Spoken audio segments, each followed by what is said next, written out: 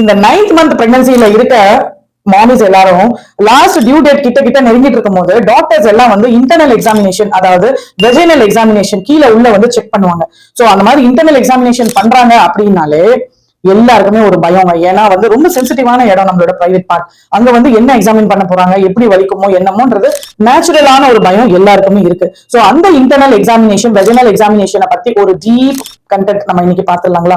ஏன்னா உங்களுக்கு கான்பிடன்ஸ் கொடுக்கறதுக்காக தான். அடுத்த முறை நீங்க வெஜினல் எக்ஸாமினேஷனுக்கு போகும்போது நீங்க எப்படி வந்து சப்போர்ட் பண்ணணும், கோஆபரேட் பண்ணணும்ங்கறத நீங்க இந்த பதிவுல தெரிஞ்சுப்பீங்க. சோ மை டியர் மாமிஸ், இது வரைக்கும் நம்ம சேனலை சப்ஸ்கிரைப் பண்ணாம இருந்தா பண்ணுங்க.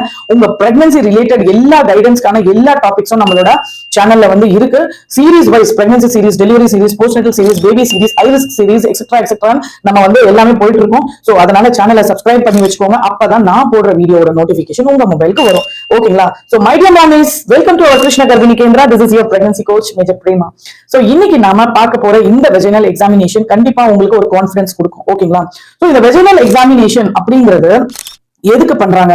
எல்லாத்தையுமே வந்து நம்ம ஸ்கேன்ல வந்து குழந்தையோட பொசிஷன் பார்க்கலாம், குழந்தையோட வெயிட் பார்க்கலாம், குழந்தையோட ஹைட் பார்க்கலாம், உங்களோட water content, AFI amniotic fluid வந்து எவ்வளவு இருக்கு அப்படிங்கறத பார்க்கலாம்.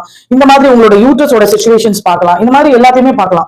ஆனா ஒரு சில விஷயங்கள், நீங்க டெலிவரிக்கு தயாராயிட்டீங்களா, உங்க பேபி டெலிவரிக்கு தயாரா இருக்கா, உங்களோட யூட்ரஸ் வந்து உங்க பேபியை எக்ஸ்பெல் பண்றதுக்கு தயாரா இருக்கா அப்படிங்கிற ஒரு சில விஷயங்களை வந்து நம்ம ஒரு சில விஷயங்களை இன்டர்னல், இது not only for pregnancy, for abortion cases, in other cases also ஒரு சில விஷயங்களை நம்ம இன்டர்னலி பார்க்கும்போது தான் வந்து நமக்கு இது தெரியும். சரிங்களா? சோ இந்த இன்டர்னல் எக்ஸாமினேஷன் வந்து தெரிஞ்சுக்கிறது ரொம்ப நல்லது. ஏன்னா உங்களுக்கு எல்லா மதர்ஸ்க்குமே லேபர் பெயின் வரும்போது இண்டக்ஷன் அப்படின்னு ஒண்ணு பண்ணுவாங்க. அதுக்கு முன்னாடி இன்டர்னல் எக்ஸாமினேஷன் ஒண்ணு பண்ணுவாங்க. சோ ஃபர்ஸ்ட் டைம் மதர்ஸா இருந்தீங்கன்னா உங்களுக்கு டிரான்ஸ்வெஜினல் ஸ்கேன் ஒண்ணு பண்ணுவாங்க. இட்ஸ் எவ்ரிதிங் இஸ் சேம், ஒரு மாதிரி தான். ஓகேங்களா? சோ அதனால இதெல்லாம் நீங்க வந்து தெரிஞ்சுக்கிறது ரொம்ப முக்கியம். சோ இன்டர்னல் எக்ஸாமினேஷன் ஏன் பண்றாங்க அப்படின்னா, யூசுவலா வந்து டேர்ம் பிரெக்னன்சில ஒரு 36 வீக்ஸ் ஆயிடுச்சு அப்படின்னா 9 months பிளஸ் ஆயிட்டாங்கன்னும் போது வீக்லி நம்ம வந்து செக்அப்க்கு போவோம். சோ வீக்லி நம்ம செக்அப்க்கு போகும்போது நம்மளோட டாக்டர் வந்து அப்டமனை வந்து எப்பவுமே செக் பண்ணுவாங்க. பேபியோட ஹார்ட் பீட் செக் பண்ணுவாங்க. அப்டமன் செக் பண்ணும்போது காலை வந்து குத்துக்கால் வச்சுக்கோங்க அப்படின்னு சொல்லிட்டு இப்படி வந்து ஆட்டி பார்ப்பாங்க. அடி வயித்துல உங்க பிரைவேட் பார்ட்க்கு மேல பார்ட்ல இப்படி ஆட்டி பார்ப்பாங்க. ஓகேங்களா? அது வந்து எவ்வளவு மதர்ஸ் எக்ஸ்பீரியன்ஸ் பண்ணிருக்கீங்கன்னு சொல்லி எனக்கு கமெண்ட் செக்ஷன்ல சொல்லுங்க. ஓகேங்களா? சோ அந்த மாதிரி ஆட்டி பாக்குறது வந்து என்ன அப்படின்னா, அது வந்து உங்களோட ஹெட் எங்கேஜ் ஆயிடுச்சா, பேபியோட ஹெட் எங்கேஜ் ஆயிடுச்சா அப்படிங்கறத பாக்குறது தான் அது. ஓகேங்களா? ஹெட் வந்து ஆடிட்டு இருக்குன்னா பெலாட்மெண்ட், இன்னும் ஹெட் வந்து ஃப்ளோட்டிங்கா இருக்கு, ஹெட் வந்து பெல்விக் ஏரியால வந்துச்சா இல்ல மேலேயே இருக்கா அப்படிங்கறத நம்ம இப்படி பிரஸ் பண்ணி பார்க்கும்போது அந்த தலை வந்து ஃபீல் ஆகும். ஓகேங்களா? சோ அந்த எக்ஸாமினேஷன்ல ஹெட் ஃபிக்ஸ் ஆயிடுச்சு அப்படின்னா உங்களுக்கு இன்டர்னல் எக்ஸாமினேஷன் பண்ணி பார்க்கலாம். ஏன்னா உங்க டியூ டேட் வந்து இன்னும் 1 வீக்ல இருக்கு, இல்ல 2 வீக்ஸ்ல இருக்கு. உங்களோட பேபியோட வெயிட் வந்து 3+ ஆயிடுச்சு. சோ உங்களோட பாடி வந்து ஃபேவரபிளா இருக்கு, பேபியோட வெயிட், ஆம்னியோட்டிக் ஃப்ளூயிட்ஸ், ரிசல்ட்ஸ் எல்லாமே ஃபேவரபிளா இருக்கு அப்படின்னும் போது உங்களுக்கு டெலிவரி பண்ணிடலாம். 37 வீக்ஸ் நீங்க கிராஸ் ஆயிட்டீங்க அப்படின்னா 40 வீக்ஸ் வரைக்கும் வெயிட் பண்ண வேண்டாம் அப்படின்னு நினைக்கிற டாக்டர்ஸ், உங்களுக்கு எல்லாமே ஓகேவா இருக்குன்னு நினைக்கிறவங்க உங்களுக்கு ஒரு இன்டர்னல் எக்ஸாமினேஷன் பண்ணலாம் அப்படின்னு சொல்லுவாங்க.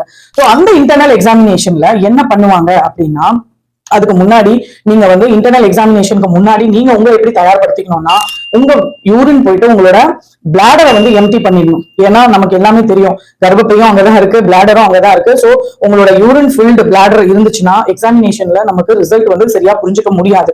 சோ அதனால பிளாடர் எம்டி பண்ணிட்டு யூரின் பாஸ் பண்ணிட்டு வாங்க, வாஷ் பண்ணிட்டு வாங்க அப்படின்னு சொல்லுவோம். ஓகேங்களா? சோ அந்த மாதிரி வந்து நீங்க குத்துக்கால் வச்சு படுத்து நல்ல டீப் பிரீத்திங், நம்ம எப்படி டெலிவரிக்கு எப்படி டீப் பிரீத்திங் சொன்னோமோ அந்த மாதிரி இந்த மாதிரி டீப் பிரீதிங் நீங்க வந்து பிராக்டிஸ் பண்ணீங்கன்னா உங்க பாடி மசில்ஸ் எல்லாமே வந்து ரிலாக்ஸ்டா இருக்கும். சோ பாக்குற டாக்டருக்கும் பிரச்சனை இல்ல, பண்ற உங்களுக்கும் பிரச்சனை இல்ல. ஓகேங்களா? சோ அந்த மாதிரி காலை வந்து குத்துக்கால் வச்சு படுத்துக்கிட்டு பாடியை வந்து ஹிப், தொடைகள், கால்கள் இதெல்லாம் டைட் பண்ணாம ரிலாக்ஸ்டா வந்து படுத்துக்கோங்க. கண்டிப்பா உங்களுக்கு வந்து மேல பெட்ஷீட்ஸ் எல்லாம் கவர் பண்ணி தான் உங்களை வந்து எக்ஸ்போஸ் பண்ணுவாங்க. அதனால நம்ம ட்ரெஸ் எல்லாம் அன்ட்ரெஸ் பண்றாங்களேன்னு சொல்லி பயந்துக்காதீங்க. லேடி டாக்டர் தான் எக்ஸாமின் பண்ணுவாங்க இல்லையா? சோ எக்ஸாமின் பண்ணும்போது கண்டிப்பா இந்த 2 fingers வந்து உள்ள வந்து நுழைப்பாங்க. இதுல வந்து நம்ம என்னெல்லாம் தெரிஞ்சுக்க போறோம் அப்படின்னா, உங்களோட கர்ப்பப்பையோட வாயோட பொசிஷன் எங்க இருக்குன்னு தெரிஞ்சுப்போம். ஏன்னா கர்ப்பப்பை வந்து பின்னாடி இருந்து மிட் பொசிஷன்ல வந்து முன்னாடி வந்து அதுக்கப்புறம் திறந்து அப்புறம் தான் குழந்தை வரும். சோ அதை வந்து நம்ம இங்க இந்த பெல்விக் எக்ஸாமினேஷன் இந்த 2 விரல் தான் வந்து ஆயுதமே. இந்த 2 விரல்ல வந்து நம்ம எக்ஸாமினேஷன் பண்ணும்போது நம்ம உள்ளுக்குள்ள பார்க்கும்போது அந்த கர்ப்பப்பையோட வாய் சும்மா ஜஸ்ட் ஒரு சின்ன ரிங் மாதிரி தான் தெரியும். அது வந்து பின்னாடி இருக்கா முன்னாடி இருக்கான்றத வந்து தெரிஞ்சுக்கலாம். ஃபர்ஸ்ட் அதை ஐடென்டிஃபை பண்றது. இல்ல கர்ப்பப்பையோட வாய் வந்து இப்போ டேர்ம் பிரெக்னன்சில இருக்கீங்கன்னும் போது பெல்விக் ஏரியா பிரஷர் வருது அப்படின்னும் போது வந்து அவங்களுக்கு பண்ணுவாங்க. ரெண்டாவது யாரெல்லாம் வந்து லீக்கிங் பிவி, அதாவது மெம்பரன்ஸ் பனிக்கூட உடைஞ்சிட்டு தண்ணி வருதுன்னு சொல்றீங்களா, அவங்களுக்கும் வந்து பெல்விக் எக்ஸாமினேஷன் பண்ணுவாங்க. சோ ஃபர்ஸ்ட் வந்து ஓபிடில பண்றதை நான் சொல்லிடுறேன். டாக்டர் வந்து கர்ப்பப்பையோட வாயோட பொசிஷனை பார்ப்பாங்க. அதுக்கப்புறம் கர்ப்பப்பையோட வாய் எப்படி இருக்குன்னு பார்ப்பாங்க. அது வந்து ரொம்ப டியூப் மாதிரி தடியா இருக்கா, ரொம்ப திக்கா இருக்கா, இல்ல சாஃப்டா இருக்கா, ஒரு ஃபிங்கர் அட்மிட் பண்ற மாதிரி இருக்கா, இதெல்லாம் வந்து இதுக்கு பேரு வந்து அசஸ்மெண்ட் அப்படின்னு சொல்லுவாங்க.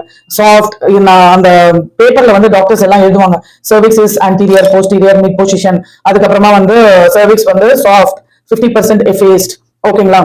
அதுக்கப்புறம் வந்து சர்விக்ஸ் டைலட்டேஷன், ஒரு ஃபிங்கர் உள்ள போகுதா, 2 ஃபிங்கர் உள்ள போகுதா, இல்ல டிப் ஆஃப் ஃபிங்கர் உள்ள போகுதா, இது எல்லாம் வந்து பிஷப் ஸ்கோர் அப்படின்னு சொல்லுவாங்க. சோ இந்த பிஷப் ஸ்கோரை வந்து நம்ம இன்டர்னல் எக்ஸாமினேஷன் பண்ணா மட்டும்தான் ஐடென்டிஃபை பண்ண முடியும்.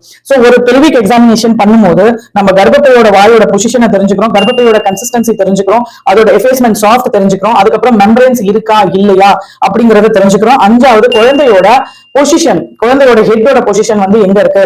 இத்தனை விஷயங்களும் ஒரு டாக்டர் எக்ஸாமின் பண்ணி அசியூம் பண்ணி அவங்க புரிஞ்சுக்கும் போதுதான் இந்த டெலிவரி நாம இப்ப பண்ணா கரெக்டா இருக்கும்னு அவங்க மனசுக்கு பட்டால் மட்டும்தான் உங்களை அட்மிட் ஆகுங்கன்னு சொல்லுவாங்க. உங்களுக்கு மருந்து வச்சு வலிக்கு மருந்து வைக்கிறோம், அதாவது இண்டக்ஷன் ஆஃப் லேபர் அப்படின்னு சொல்லுவாங்க. ஓகேங்களா. இந்த இண்டக்ஷன் பண்றதை பத்தின ஒரு டீடைல் பதிவு நான் போட்டிருக்கேன், அதனால நீங்க மறக்காம அந்த பதிவையும் பார்த்து என்னன்னு தெரிஞ்சுக்கோங்க. ஓகேங்களா. சோ அதனால இந்த மாதிரி விஷயங்கள் எல்லாமே வந்து கர்ப்பப்பை உள்ள இருக்கிறதுனால இந்த இன்டர்னல் எக்ஸாமினேஷன் தான் ஒரு டாக்டருக்கு இதெல்லாம் தெரிஞ்சுக்கிறதுக்கு உதவுது. சோ அந்த மாதிரி விஷயங்களை தெரிஞ்சுக்க டாக்டருக்கும் நீங்க கோஆபரேட் பண்ணணும். இன்டர்னல் எக்ஸாமினேஷன் பண்ணும்போது ஒரு சில பேஷண்ட்ஸ் வந்து டைட்டா காலை பிடிச்சிப்பாங்க, ஒரு சில பேர் வந்து இடுப்பை மேல தூக்கிடுவாங்க. அந்த மாதிரி எல்லாம் பண்ணாம நல்ல டீப் பிரீத்திங் அந்த மாதிரி எடுத்து உங்க உடம்ப ரிலாக்ஸா வச்சுட்டு நீங்க கோஆபரேட் பண்ணீங்கன்னா ஒரு 2 நிமிஷத்த வேலை தான் அது, ரொம்ப நிறைய வேலை இல்ல. சீக்கிரமா நீங்க எவ்வளவு கோஆபரேட் பண்றீங்களோ அவ்வளவு சீக்கிரம் எக்ஸாமின் பண்ணிட்டு டாக்டர் வந்து கை எடுத்துருவாங்க. சோ இதுதான் இது. அதுக்கு அடுத்து லீக்கிங் பிவி ஆன பேஷண்ட்ஸ்க்கு பண்றாங்க அப்படின்னா அவங்களுக்கு வந்து உண்மையிலேயே மெம்பரன்ஸ் தான் ரப்சர் ஆச்சா, இல்ல வந்து ஹை லீக்கிங் சொல்லுவாங்க, ஃபோர் வாட்டர் ஹைண்ட் வாட்டர்னு சொல்லுவாங்க. சோ அந்த பலூன்ல மேல் பக்கத்துல இருந்து வரதும் கீழ் பக்கத்துல இருந்து வரதும் தண்ணி எங்க இருந்து வருது, மெம்பரன்ஸ் வந்து பலூன் மாதிரி தெரியுதா அப்படிங்கறதெல்லாம் வந்து நம்ம இன்டர்னல் எக்ஸாமினேஷன் வந்து பண்ணும்போது தெரியும். சோ இப்போ வந்து லீக்கிங் இருக்கு அப்படின்னா நீங்க உள்ள கை வைக்கும் போது தண்ணி வந்து அப்படியே கஷ் ஆஃப் ஃப்ளூயிட்ஸ் வந்து வரும். அப்ப வந்து நமக்கு தெரியும் இது உண்மையிலேயே லீக்கிங் தான் அப்படின்னு. அப்படி இல்ல வந்து லீக் மெம்பரன்ஸ் வந்து நமக்கு டைட்டா தெரியறது அப்படின்னா மேல இருக்க ஹைண்ட் வாட்டர் சின்னதா ஒரு ஹோல் போட்டு தண்ணி சொட்ட சொட்டா லீக் ஆகுது இல்லையா, அந்த மாதிரி இருக்கு அப்படின்னு அர்த்தம். சோ எது எப்படினாலுமே லேடிஸ்க்கு எந்த எக்ஸாமினேஷன் வந்து பண்ணினாலுமே இந்த இன்டர்னல் எக்ஸாமினேஷன் மூலியமா தான் ஒரு குழந்தை எப்ப பிறக்கும் அப்படிங்கறத நமக்கு வந்து கண்டிப்பா சொல்ல முடியும். சோ அதனால மை டியர் மாமிஸ், ஓபிடிஸ்ல டாக்டர்ஸ் வந்து உங்களுக்கு எக்ஸாமின் பண்ணாங்கன்னா கண்டிப்பா கோஆபரேட் பண்ணுங்க. இது வந்து உங்க டெலிவரியை சீக்கிரமா பண்றதுக்கு தான். ஓகேங்களா. உங்களுக்கு குழந்தை எந்த பொசிஷன்ல இருக்கு, நீங்க நார்மல் டெலிவரி பண்ணுவீங்களா, சிசரியன் போகுமான்றது எல்லாமே வந்து இந்த இன்டர்னல் எக்ஸாமினேஷன்ல தான் வந்து நம்ம அசஸ் பண்ண முடியுமே. சோ அதனால இந்த பதிவு உங்களுக்கு ஒரு தெளிவை கொடுத்திருக்கோம்னு நான் நம்புறேன். கண்டிப்பா உங்களுக்கு மனசுக்கு ஒரு தைரியத்தை கொடுத்திருக்கோம்னு நான் நம்புறேன்.